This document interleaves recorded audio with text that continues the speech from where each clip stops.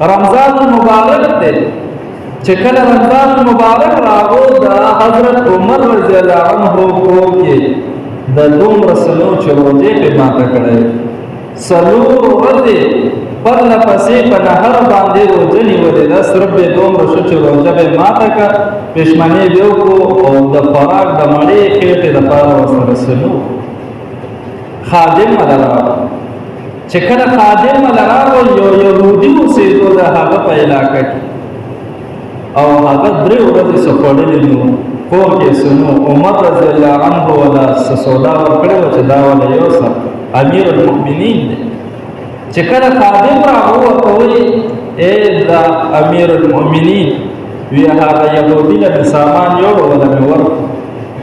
نو یې څو ورځې څه نو خوړلې وي 3 ورځې په ژړا شو او بیا ویل الحمدلله نو خادم دی امیر المؤمنین حیران په دې شو اول دې وجړل او بیا دې الحمدلله ویل دا څه مسله ده څنګه وجه وی په دې کې الحمدلله ویل چې ما څلور ورځې څه خوړلې نه دي کور کې زمونږ بچو یا چا څلور ورځې څه خوړلې نو وی ما ځان سره دا سوچ وکړو چې که قیامت په ورځ الله پاک ته مخامخ شمه او هغه راته ووایي چې ای عمره ته امیر المؤمنین وې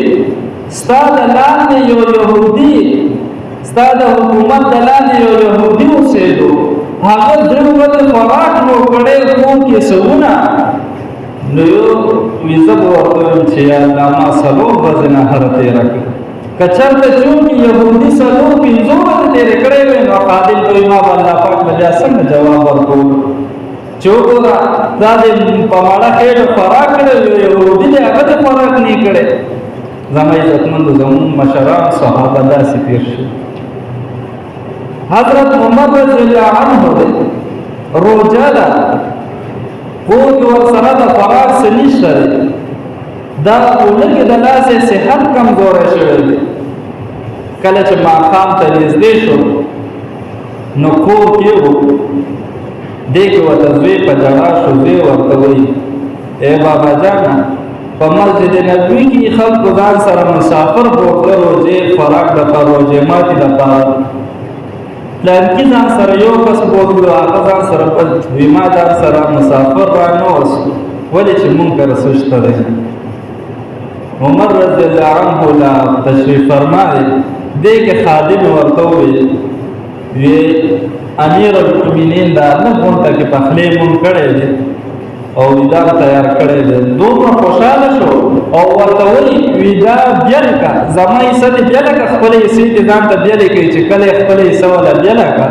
لاس کې راواخېسته او بهر ته راووتو دا نه چې مونږ روټۍ نه ده خوړلې دا نه چې پرله پسې مونږ په نهره باندې روژې نیولې دي دا نه چې یاره زه اول ځان موړ کړم هغه لږ خوراک یې راواخېستو مسجد نبي طرف ته راغلو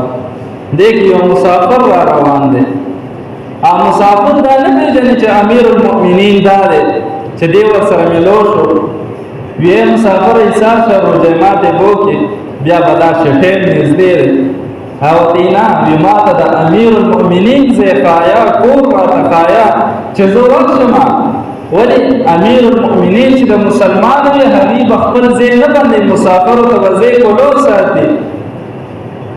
نه هاوتی امیر المؤمنین پرېږده خو کښېنه روژې ماتې دی ټیم نږدې دی وینا کوې وي ځوانه که زه ځمه که چېرته د امیر المؤمنین دروازه بنده وه وي زه نبي علیه صلات وسلام قبر له راځم او ورته ویم چې ستا امیر المؤمنین چې دی هغه کور کې بچو سره ناست دی روژې ماتې کوي او زما غونته کې مسافر راځي هغې ته یې دروازه بند کړې ده د هغې غم ورسره نشته عمر رضی الله عنه ورته داسې نه وایي چې امیر المؤمنین زه یم او دې کښېنه بس بیا به لاړ شي که نه دې خبرې کوي دې کې یو صحابي راووتو هغه فرمایي چې ما کله وکتل نو دا کس مې وپېژندو چې دا خو مسافر دی خو چې دا دویم کس څوک دی چې ما ته یې شاته وخت وی مخ دی او ورته زارېګانې کوي او دی ورسره لګیا دی تیز تیزې خبرې کوي وی کله چې زه راغلم چې ومې کتو نو حضرت عمر رضی الله عنه د امیر المؤمنین دی په لاس کې لوښی نیولی دی همدا ورته چې کښېنه روژې ماتې به وکړي بیا به امیر المؤمنین ته لاړ شي نو دا صحابي وایي چې ما ولیدو نو په ژړا شوم او ورته مې غاړه ورکړه چې امیر المؤمنین څلورمه پنځمه ورځ به تاسو خوراک نه دی کړی وی دی ورته وایي چې نه که نه امیر المؤمنین به بل وي ته پرېږده او دا مېلمه ما سره کښېني روژې ماتې وکړي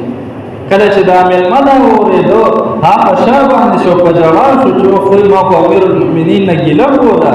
چې یاره زه به نبي علیه السلام ته شکایت کوم هغه څلور پنځه ورځې خپله خوراک نه دی کړی زما عزتمندو دې ته اخلاص و عهده درته ملو اخلاص خپل رعیو